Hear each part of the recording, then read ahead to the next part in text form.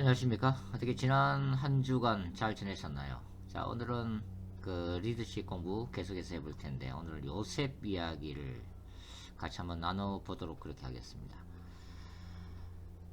우리가 그 직장 생활을 할 때, 그 직장을 그만두는 중요한 이유 중에 하나는 사실 뭐 일이나 그 업무 자체가 힘들어서 그만두기보다는 사실 인간관계가 힘들어서 그만두는 경우가 많습니다. 직장 상사와의 인간관계, 그리고 동료, 직원들 간의 어떤 인간적인 갈등 관계 때문에 그만두는 경우가 많죠. 그만큼 또 이 리더십이라고 하는 것은 인간을 이해하는 그 깊이가 있을 때에 정말 이상적인 리더십으로 세워질 수 있다고 말씀을 드릴 수가 있습니다. 그러니까 사실 리더십이라고 하는 것이 경영 능력 또 탁월해야 되지만 또 인격적인 부분도 굉장히 중요하다고 하는 거죠. 인간관계에 있어서 그 커뮤니케이션 스킬이나 또 다른 사람과 소통하는 방법이라든지 또 대화하는 방법도 우리가 배워야 하지만 무엇보다도 가장 중요한 것은 뭐냐면 인간 자체를 이해하는 법을 배우는 것입니다. 사실 모든 인간은 그 성장하는 과정 속에서 많은 상처들과 쓴뿌리들이 존재하기 마련이죠. 어떤 사람은 이러한 그 상처들을 잘 소화해내고 그것을 극복해서 또 다른 사람을 이해하는 그 깊이가 깊어지는 그런 인격이 아름다운 사람이 있는가 하면 자기가 받았던 이런 상처들이 그대로 극복되지 못한 채 남아 있음으로 인해서, 그리고 그 쓴뿌리 때문에 오히려 주변 사람들에게 많은 상처를 주는 그런 리더십들도 있다는 것을 우리가 볼 수가 있습니다. 우리가 요셉이라고 하는 인물, 요셉의 리더십이 세워지게 된 그 이면에는 문제도 많고 탈도 많았던 그 요셉 가정이 자리 잡고 있습니다. 사실 이제 이 요셉 가정은 할아버지 때까지 거슬러 올라가죠. 할아버지가 누굽니까? 바로 이삭이죠. 할머니가 누굽니까? 바로 리브가입니다. 이 할아버지 이삭은 큰아버지 그 에스를 편애하게 되죠. 아마 이삭 자신의 성격이 좀 내성적이라서 그런지 몰라도 좀 사냥도 잘하고 남성미를 가진 이 아들 에스를 선호하게 되는데요. 그 반면에 할머니 리브가는 누구를 더 편애하죠? 바로 요셉의 입장에서 볼 때는 아버지 야곱을 더 편애를 하게 됩니다. 그래서 결국은 큰아버지 에스와 아버지 야곱 사이에 갈등이 일어나게 되죠. 이것은 나중에 그 아버지 야곱이 바로 요셉을 편애하면서 또 똑같은 문제가 이 집안에 발생하게 되는데요. 이게 아버지 야곱의 입장에서 볼 때는 사랑하는 아내 라헬의 소생이 요셉이었기 때문에 다른 배다른 아들들보다는 특별히 요셉을 편애를 하게 됩니다. 그러니까 결과적으로는 이 요셉과 배다른 형제들 사이에 있어서 바로 갈등이 일어나게 되죠. 우리가 이제 창세기를 쭉 읽다 보면 이 야곱이 요셉을 편애해서 특별히 채색 옷을 만들어서 입히게 됩니다.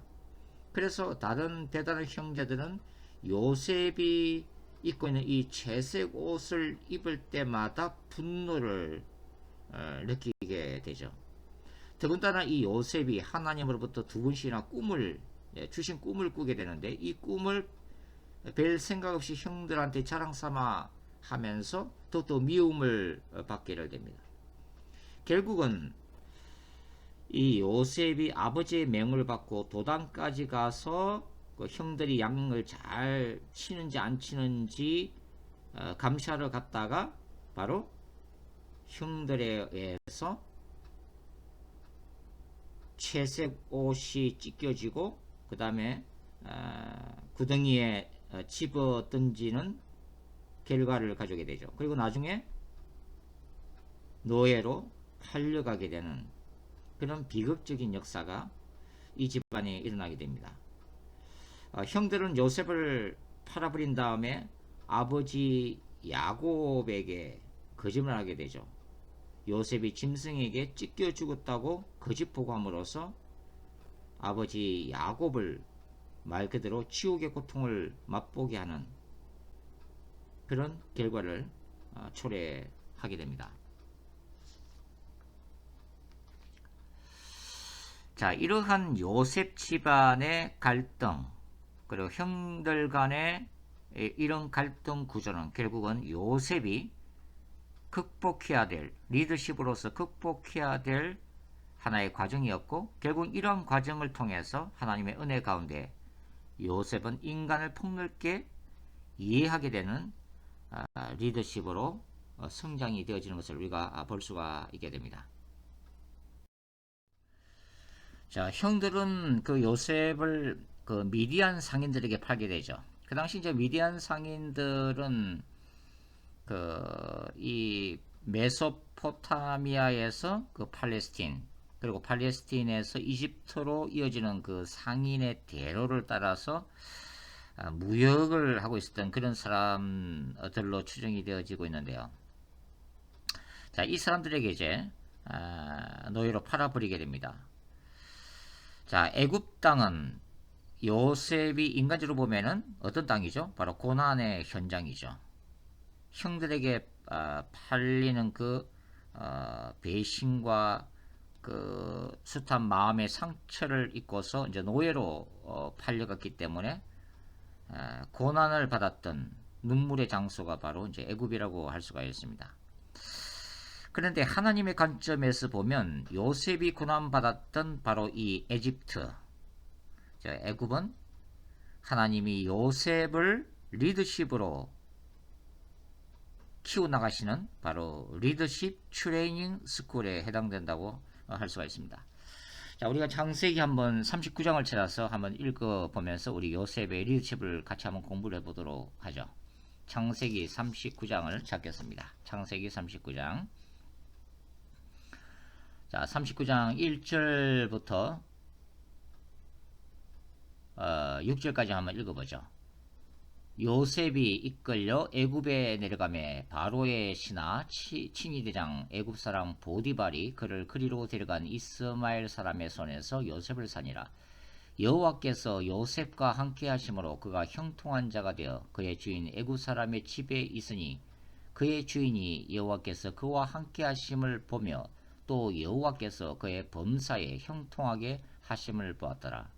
요셉이 그의 주인에게 은혜를 입어 승김에 그가 요셉을 가정 총무로 삼고 자기의 소유를 다 그의 손에 위탁하니 그가 요셉에게 자기의 집과 그의 모든 소유물을 주관하게 한 때부터 여호와께서 요셉을 위하여 그 애굽 사람의 집에 복을 내리심으로 여호와의 복이 그의 집과 밭에 있는 모든 소유에 미친지라. 주인이 그의 소유를 다 요셉의 손에 위탁하고 자기가 먹는 음식 외에는 간섭하지 아니하였더라. 요셉은 용모가 뛰어나고 아름다웠더라. 자, 요셉이 노예로 팔려간 이 보디발의 집에서 여러 가지 마음의 상처나 그 다음에 환경적 어려움에도 불구하고 최선을 다해서 성실하게 묵묵하게 일을 하게 됩니다. 바로 그것을 눈여겨본 사람이 누구예요? 바로 보디발이죠. 오늘 성경을 읽어보면 보디발이 보기에 이스라엘의 하나님 야훼가 요셉과 함께 하심을 보았더라. 그렇게 이제 기록을 해놓고 있는데, 하나님이 요셉과 보디발에게 은혜를 허락하심으로 인해서 요셉은 그 보디발의 집에 바로 매니저로 발탁이 되어지게 됩니다. 자, 요셉이 매니저가 되어서 이 보디발 집의 모든 행정관리라든지 그 다음에 인적관리, 물품관리를 함으로 인해서 행정관리 능력을 훈련받게 되죠. 자, 이 행정관리 능력이 나중에 그 요셉이 애굽의 총리가 되었을 때도 긴요하게 사용되어지게 됩니다. 그러니까 우리가 넓은 시각으로 보면 바로 보디발 집에서의 매니저의 경험은 요셉이 먼 훗날 그 애굽 총리로서 국가를 경영하는 바로 리더십 트레이닝 스쿨이 되어진다는 것을 우리가 알 수가 있죠.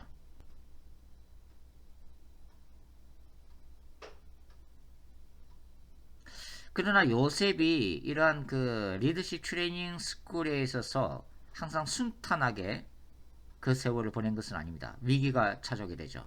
그것이 바로 리더십 훈련의 위기라고 할 수 있는데요. 바로 판무 파탈로 다가온 보디발 아내의 유혹 사건입니다. 자, 이 판무 파탈이라고 하는 것은 프랑스에서 온 건데요.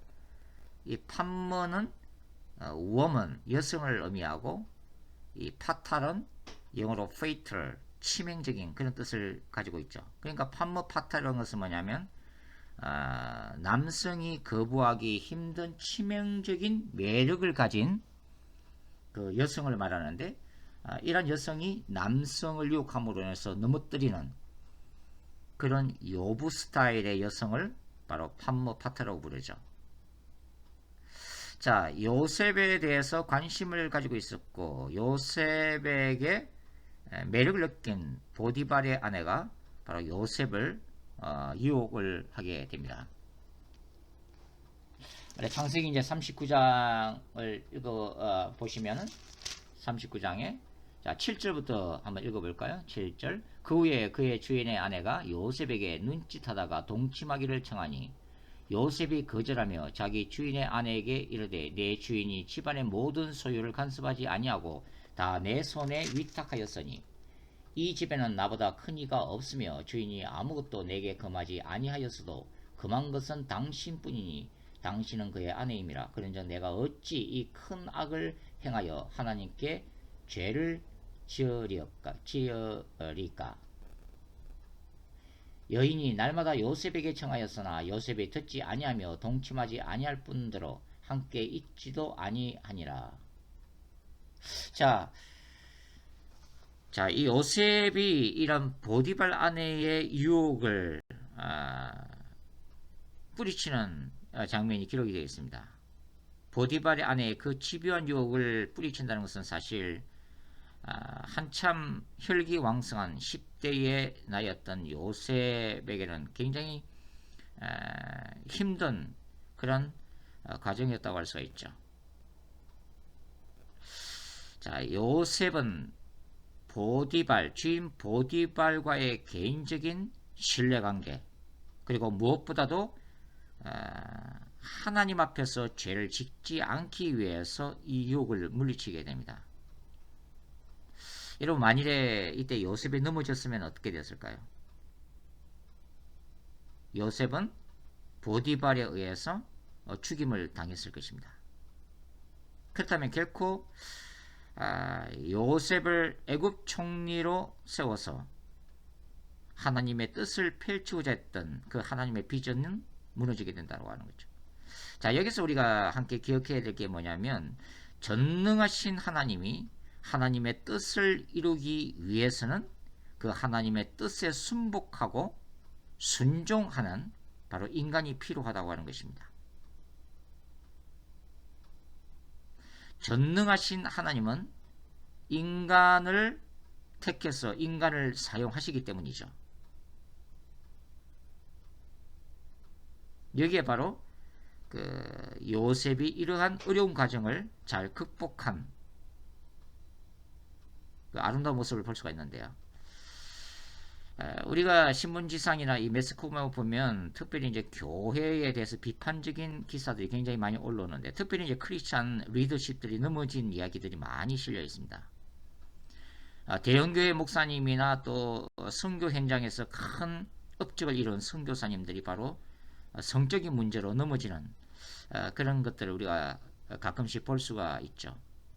한국이나 이 미국에서도 대형교회 목사님들이 바로 여성도와의 그 불미스러운 사건에 의해서 사직하는 경우를 우리가 간혹 발견을 할 수가 있습니다. 또는 그 목회자들이 어떤 종교 권력을 사용해서 그루밍 여성도들을 그런 목사의 권위를 가지고 짓밟는 그런 가슴 아픈 사건들도 많이 일어나고 있죠.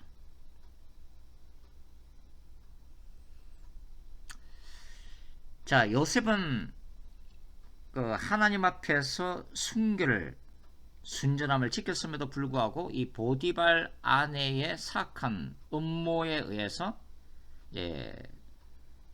보디발 집안에 있는 특수 감옥으로 이제 수감이 되어지게 되죠.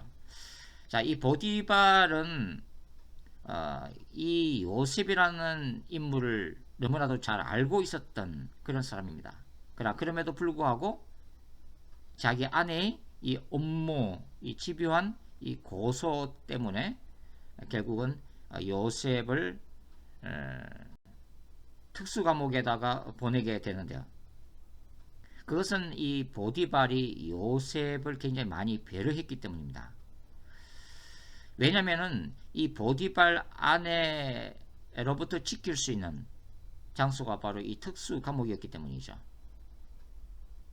이 보디발의 집안에 있었던 특수 감옥은 고위 정치범들이 수감되는 그런 장소였는데요. 요셉은 이 감옥 속에서 굉장히 힘든 세월을 보내게 되죠. 자, 시편 우리가 105편 17절부터 19절 읽어보면 이 감옥 속에서의 요셉의 그 고뇌를 우리가 읽을 수 있죠. 이렇게 기록되어 있습니다. 그가 한 사람을 앞서 보내셨으며 요셉이 종으로 팔렸도다. 그의 발은 착고를 차고 그의 몸은 쇠사슬에 매었으니 곧 여호와의 말씀이 응할 때까지라. 그의 말씀이 그를 단련하였도다. 자, 여기 시편 기자는 요셉의 발이 착고를 차고 그의 몸은 쇠사슬에 매었다고 기록하고 있는데요. 사실은 이 창세기의 기록을 보면은 이 문자적으로 이 말씀이 그대로 이루어졌다고 볼 수가 없죠. 왜냐면은 요셉은 감옥 속에서 이 간수장의 배려로 자유롭게 그의 업무를 수행하는 은혜를 입었기 때문입니다. 결국은 이제 이런 표현들은 어떤 물리적인 표현이라보다는 상징적인 표현, 즉 요셉이 얼마나 그 공고한 마음이 고통스러운 세월을 이 감옥 속에서 보내게 됐는가를 표현하는 말씀이라고 보면 되죠. 요셉이 감옥 속에서 같이 이 보낸 세월은 여호와의 말씀이 응할 때까지 훈련을 받는 그런 기간이었다고 할 수 있는데요. 하나님이 요셉을 향한 하나님의 뜻이 이룰 때까지 요셉은 감옥 속에서 연단을 받았다는 그런 의미입니다. 자, 그럼에도 불구하고 하나님은 이 감옥 속에 갇힌 이 요셉을 통해서 여전히 리더십 트레이닝을 시키고 있죠. 왜냐하면 요셉은 이 감옥 속에서 누구를 만나게 되죠? 숱한 정치범들을 만나게 됩니다. 그것도 사실 고위 관리들이죠. 애굽의 고위 관리들을 만나게 되는데요. 뭐 술 맡은 관원장, 떡 굽는 관원장, 이 사람들은 애굽 바로를 측근해서 섬겼던 고위 관리직들이죠. 그래서 요셉은 바로 이러한 술 맡은 관원장이나 떡 굽는 관원장들을 상담하면서 하나님이 주신 그 꿈 해몽의 능력을 가지고 그들의 앞날을 예견을 이제 하게 되죠. 결국은 요셉은 이 감옥 속에서 수많은 애굽의 고위직들이 금모술수에 희생되어서 이 특수 감옥으로 갇혀서 수감되고 또 그들의 이야기를 요셉이 들음으로 인해서 폭넓은 인간을 이해를 하게 됩니다. 애굽의 정치 세계가 어떤 건지 또 고위 관리직 간에 어떠한 금모술수가 오가는지 말 그대로 정치학을 배우는 시기가 바로 이 감옥 아니었다고 하는 거죠.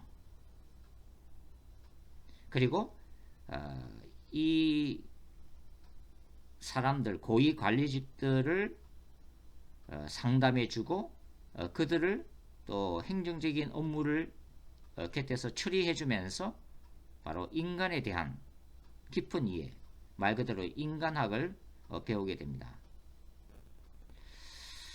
자, 요셉이 인간적으로는 영혼의 어두움을 밤을 보냈던 이 감옥, 이것은 요셉 개인적으로는 바로 기다림의 세월이었는데요. 자, 우리가 이 감옥에 갇힌 요셉이 어떤 꿈을 꾸었을까를 한번 생각해 보면은, 우리가 흔히 보면은 요셉이 이 감옥 속에서 자기가 예전에 하나님이 주신 그 꿈을 통해서 애굽 총리가 되는 꿈을 꾸었으라고 생각하지만 사실 그것은 잘못된 거죠. 요셉이 감옥 속에서 꾸었던 꿈은 어떤 꿈이에요? 집으로 돌아가는 꿈을 꿨다고 하는 것입니다.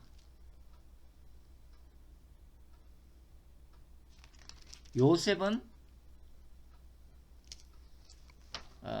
창세기 40장 한번 읽어보시면, 자, 창세기 40장 13절과 14절 한번 찾아서 한번 읽어보죠. 창세기 40장 13절과 14절 시작.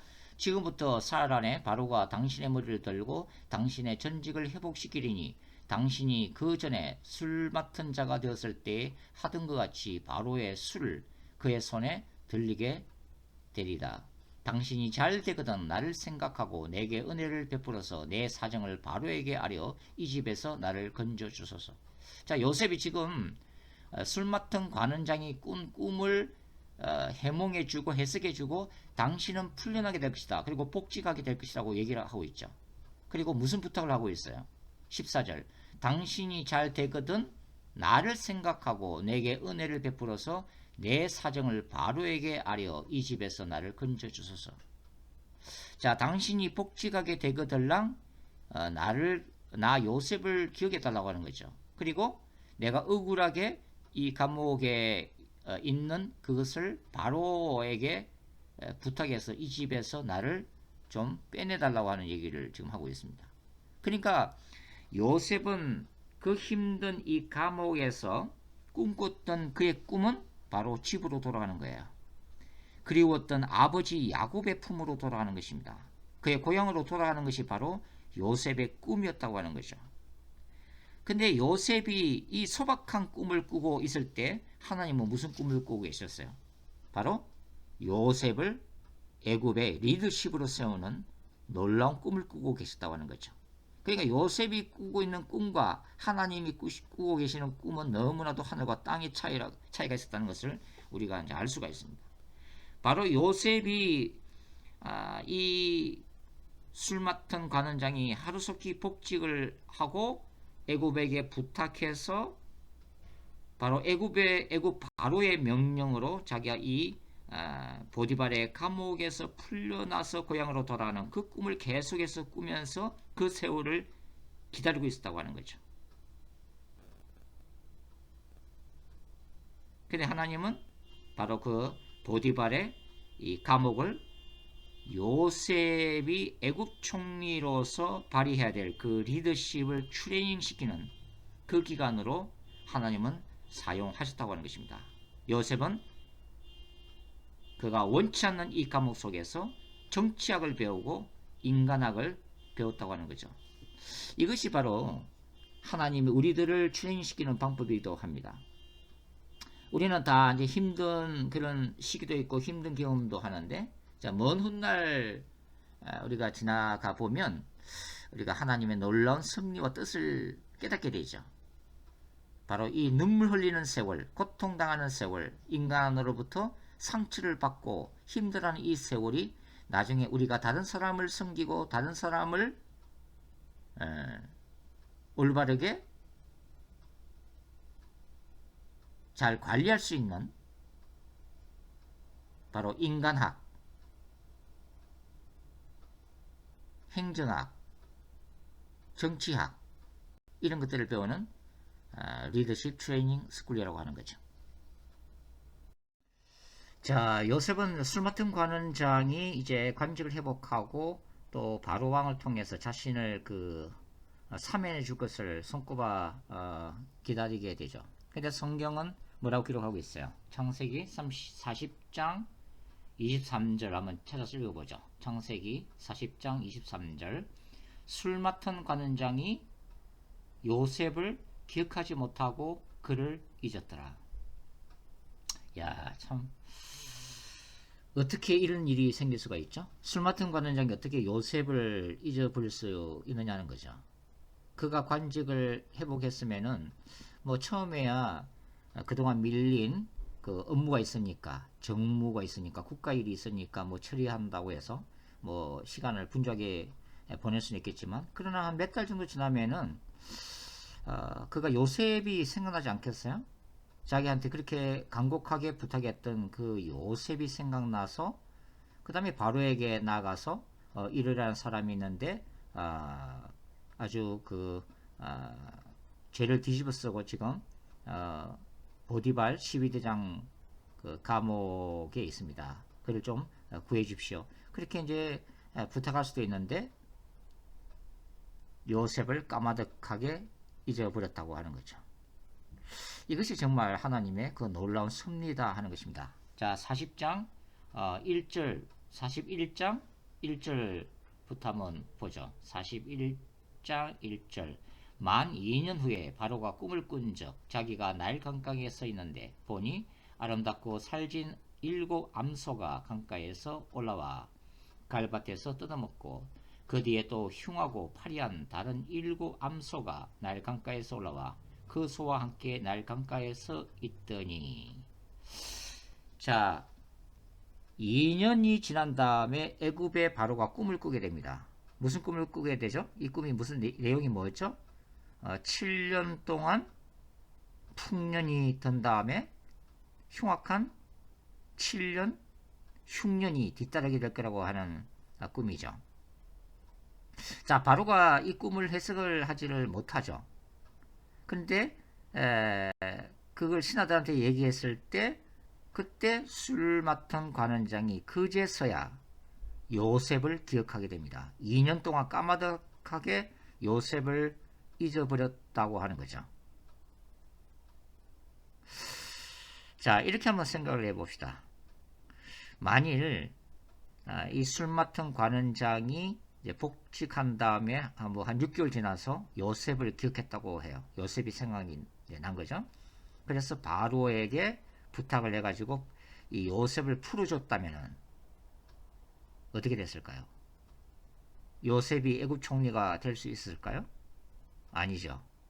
요셉은 굿바이 하고 자기 집으로 돌아가게 되었을 것입니다. 자, 하나님은 어떻게 지금 섭리하고 계시는 거예요? 2년의 세월이 흐른 다음에 바로에게 꿈을 주십니다. 그리고 그 꿈을 해석할 수 있는 요셉을 술 맡은 관원장이 그제서야 기억을 해내게 하고 그 다음에 요셉이 와서 그 꿈을 해석했을 때 어떻게 돼요? 애굽의 총리가 되었다 하는 것입니다. 자, 그러니까 결국은 하나님이 이 바로가 꿈을 꾸게 되는 이 술 맡은 관원장이 이 보디발 12대장의 특별 감옥을 나선 지 2년 동안 술 맡은 관원장의 이 기억세포에서 요셉의 존재를 까마득하게 있도록 지워버렸다고 하는 거죠. 그리고 2년 동안 요셉은 바로 보디발 12대장의 감옥 속에서 훗날 애굽의 리더십이 되기 위한 최고 경영자 실무 훈련을 받고 있다고 하는 것입니다. 이것이 하나님의 카이로스의 때다 하는 거죠. 우리가 살다 보면 참 고난도 많이 당하고 어려움도 많이 당하는데 모세의 광야도 이제 그런 거지만은 하나님이 정하신 때가 있다고 하는 것입니다. 그 기간 동안에는 정말 앞이 보이지 않고 어떤 문도 열리지 않는 그런 세월이라고 할 수가 있죠. 근데 사실은 우리가 그 감옥이라고 하는 현실만 바라볼 때는 절망하고 눈물 흘리고 자포자기할 수밖에 없지만 사실 하나님의 관점에서 볼 때는 그런 장소가 바로 저와 여러분을 훈련시키는 리더십으로 훈련시키는 리더십 트레이닝 스쿨이라고 하는 것입니다. 자, 이제 요셉이 그 애굽 바로가 꾸었던 꿈을 해석해 주면서 이제 그가 애굽의 총리가 되고, 요셉은 7년 풍년기와 그 다음에 7년 흉년기를 대비한 국가 정책을 입안을 하게 되죠. 준비를 하게 됩니다. 자, 크리스천 리더십에 있어서 가장 중요한 핵심은 첫 번째가 뭡니까? 하나님의 계시적 능력을 드리브라 하는 것입니다. 우리는 우리의 힘과 우리의 능력과 우리의 경험에만 매달리지 않습니다. 우리는 하나님의 능력을 더 느끼기를 원하고 성령의 지혜가 우리에게 임하기를 원하죠. 우리는 하나님의 능력과 성령의 지혜를 의지해서 세상을 섬기는 것입니다. 그리고 교회를 섬기는 것이고 사역을 하는 것이죠. 요셉이 애굽 총리가 될 수 있었던 것은 뭡니까? 전적으로 하나님의 섭리와 하나님의 계획과 하나님이 바로의 그 머릿속에 꿈을 넣어주시고, 또 요셉에게는 그것을 해석할 수 있는 능력을 주셔서 요셉을 애굽의 총리로 만드십니다. 크리스천 리더십의 중심에는 바로 자기 중심성이 아니라 하나님 중심성이 있는 거죠. 그것은 겸손히 하나님을 신뢰하고 하나님께 지혜를 구하고 하나님께 방법을 강구하면서 나아가는 것을 말하죠. 요셉은 이제 애굽 총리로서 국가 경영 리더십을 발휘하게 됩니다.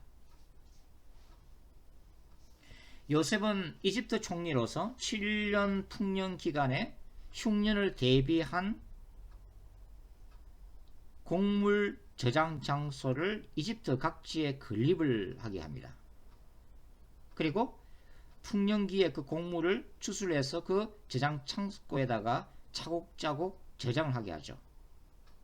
그리고 이제 7년 흉년기가 닥치게 됩니다. 요셉은 그때 어떻게 했어요? 또 이런 흉년기에 그 곡물을 팔아서 돈과 백성과 귀족의 땅과 가축들을 사들입니다. 그리고 그걸 국고에다가 집어넣게 되죠. 그러니까 결과가 어떻게 돼요? 국가 재정이 아주 튼튼해집니다. 그리고 귀족들의 땅과 그 가축을 양식을 주는 대신에 그것을 사들임으로 인해 가지고 왕권이 강화되게 되는 거죠. 그러니까 애굽 바로가 얼마나 요셉을 귀하게 생각했는지 모릅니다. 그리고 요셉은 그 기간 동안에 토지법을 시행합니다. 그래서 백성들에게 땅을 나누어 주게 되죠. 땅을 나누어 주고 그 땅을 경작하게 만든 다음에 그들이 땀 흘려서 추수한 것의 20%를 세금으로 납부하게 합니다. 그러니까 백성들은 나머지 80% 추수한 것을 곡물을 가져가서 좋고, 그 다음에 국가는 그것의 20%만을 세금으로 납부해서 그것을 국가 재정으로 채우게 되는 바로 요셉의 탁월한 정치적, 경제적 리더십을 우리가 찾아볼 수가 있다고 하는 거죠. 자, 우리는 요셉이라고 하는 인물, 그가 가졌던 여러 가지 리더십 중에서 가장 기억해야 할 리더십을 우리가 이제 마지막으로 공부를 해보도록 하겠습니다. 그게 바로 용서의 리더십입니다. 형들을 용서할 수 있었던 이 용서라고 하는 리더십이야말로 요셉에게 있어서 가장 중요하고 요셉을 특징 지을 수 있는 아름다운 덕이라고 할 수 있는데요.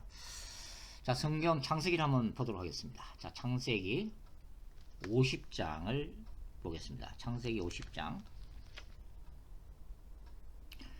창세기 50장 15절부터 끝까지 한번 읽어보도록 하죠.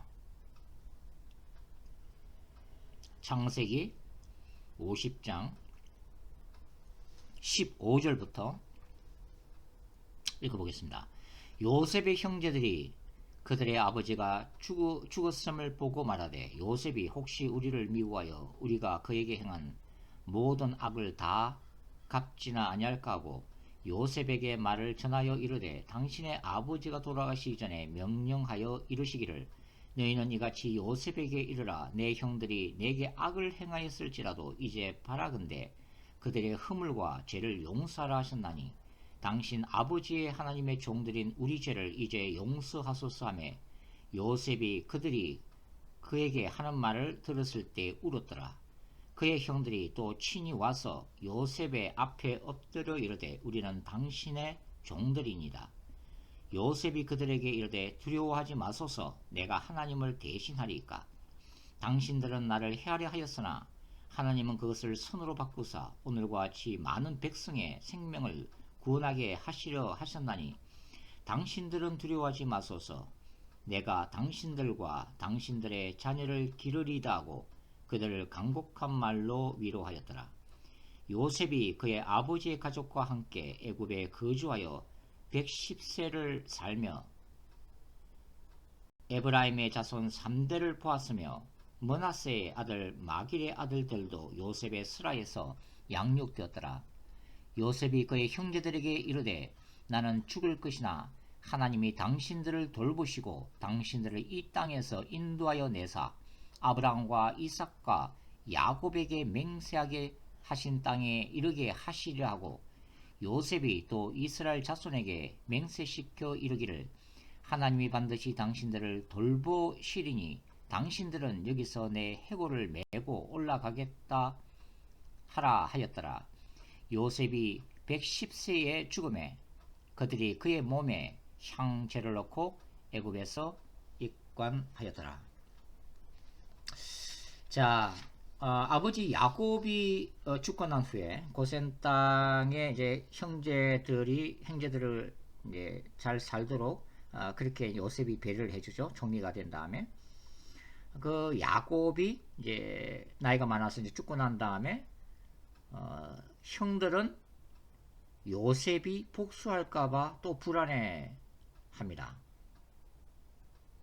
그게 요셉은 참 가슴이 아팠던 거죠.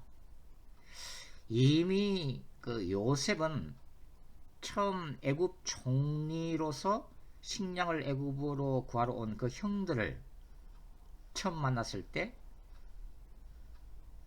그때 자기 앞에 엎드려서 절하는 그 형들의 모습을 보면서 뭘 생각해요? 바로 자기가 17세에 하나님으로 받았던 두 개의 꿈, 그 꿈이 성취되었음을 그제서야 깨닫게 됩니다. 그리고 요셉은 자신을 알아보지 못하는 그 형들을 보면서 자기 방에 들어와서 그날 통곡하죠. 사실 그때 요셉은 형들을 이미 마음으로 용서를 하게 됩니다. 그리고서 이제 고센 땅에 정착해서 이렇게 쭉 살다가 이제 야곱이 죽게 되죠. 그럼에도 불구하고 여전히 그 요셉을 믿지를 못합니다. 형들은 자신들이 그 요셉이 그렇게 그 웅덩이에서 살려달라고 애원했을 때 그 부르짖음을 묵살하고 그를 애굽의 그 노예로 팔아버렸던 그 죄책감이 여전히 그들 가슴 속에 남아있었다는 것을 읽을 수 있는 대목이죠. 그리고 그동안에는 아버지 야곱이 살아있었기 때문에 방패막이가 되어 있었지만 이제 아버지 야곱이 죽었잖아요. 그 방패막이 사라졌기 때문에 언제라도 요셉이 그때 일을 다시 기억하고 자신들에게 원한을 복수를 할 것임을 두려워했던 거죠. 그래서 이제 아버지 야곱의 핑계도 대고 또 그들이 직접 와가지고 요셉에게 엎드려서 용서해달라고 이제 통사정을 하는 그런 모습을 우리가 발견할 수 있는데요. 이런 모습을 바라보면서 요셉은 또 다시 이제 울게 되죠. 자, 요셉이 형들을 용서할 수 있었던 힘, 요셉이 형들의 허물을 덮을 수 있었던 그 능력은 어디서부터 나왔을까요? 요셉의 인격이 훌륭해서? 뭐 그럴 수도 있을 거예요. 요셉의 심성이 착하고 요셉의 인격이 훌륭해서 기꺼이 형들을 용서할 수 있었다. 뭐 그렇게 봐도 그렇게 틀린 얘기는 아닐 것입니다. 그러나 오늘 이 창세기 50장을 읽어보면 요셉이 형들을 용서할 수 있었던 이유가 여기에 기록이 되어 있습니다. 그것이 바로 하나님이 요셉 자신의 인생에 행하신 놀라운 섭리와 비전과 뜻이라고 하는 거예요. 그걸 요셉이 깨달았다고 하는 것입니다.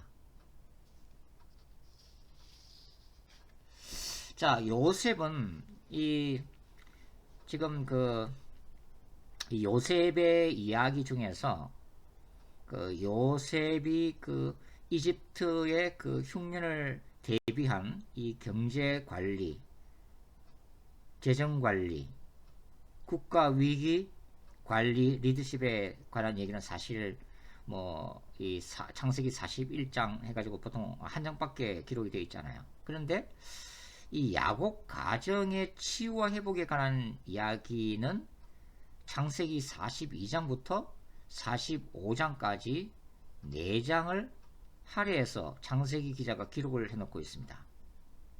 그러니까 국가 경영 리더십보다 요셉의 용서하는 이 리더십이 더 중요했다는 것을 우리가 알 수가 있어요. 그러면 이 창세기 이야기에서 야곱의 가정 이야기가 왜 그렇게 중요한 것일까요? 그것은 이 야곱의 12아들들이 훗날 이스라엘의 12지파의 아비가 되는 거죠. 그리고 이스라엘이 출애굽을 한 후에 모세를 중심으로 하는 이 시내산 언약, 그것을 기초로 해서 실제적인 하나님 나라의 모형이 바로 야곱 가정을 통해서 보여지기 때문입니다.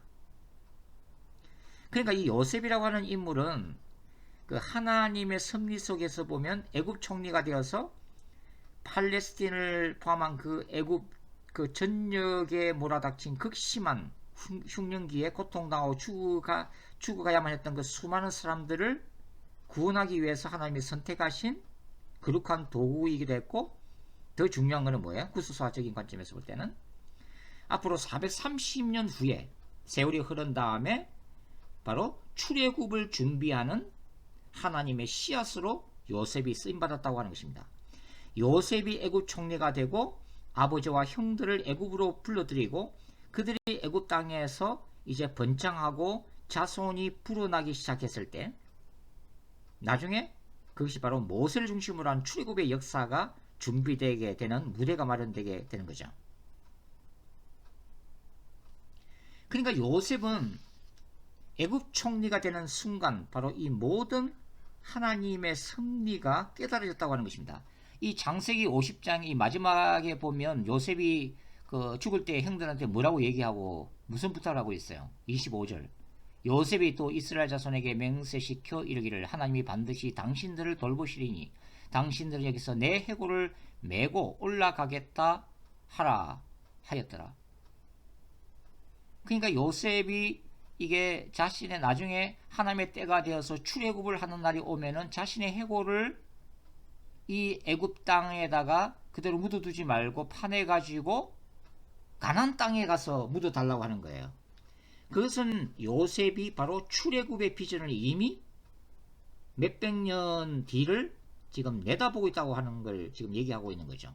실제로 이제 여호수아서 24장 32절 보면 이 여호수아와 이스라엘 백성들이 가나안 땅을 정복하고 요셉의 가져온 뼈를 세겜에다가 묻는 장면이 등장이 되어 있다는 것을 우리가 알 수가 있죠. 그러니까 요셉은 뭘 깨달았다고 하는 거예요?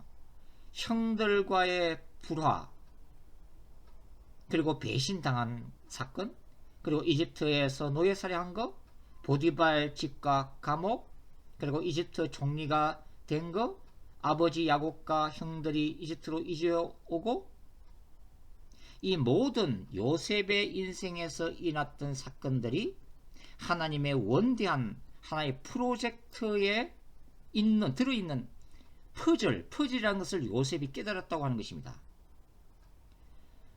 즉 요셉은 하나님의 예언적이고 미래적인 비전을 깨달았다고 하는 거죠. 하나님이 조상 아브라함에게 약속하신 가나안 땅에 대한 비전을 이루는 하나의 작은 도구로 자신이 쓰임받고 있다는 것을 깨달았다고 하는 것입니다.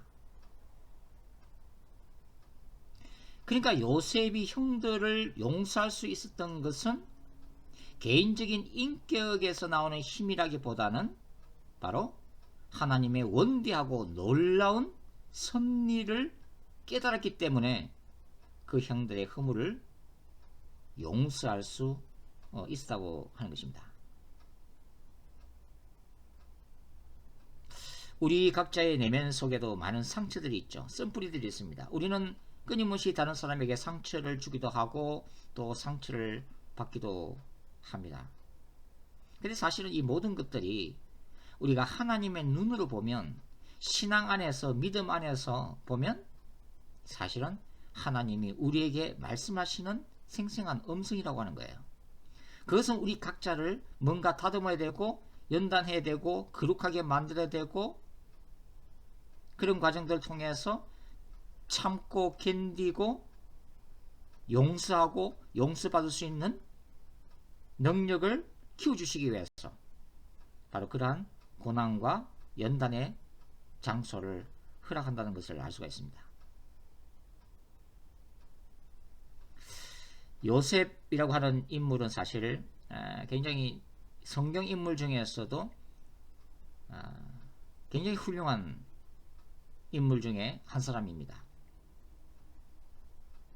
그리고 우리가 요셉의 삶과 인생에서 우리가 특별히 이제 크리스천 리더십이라고 하는 관점에서 볼 때 그가 가졌던 그런 리더십들을 우리가 배울 수가 있죠.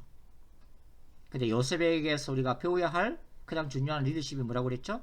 바로 용서의 리더십이라고 말씀을 드렸습니다.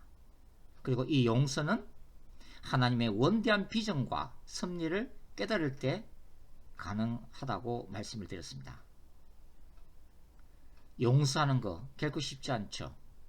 용서만큼 힘든 게 없습니다. 용서는 우리의 힘과 능력으로 하는 것이 아니라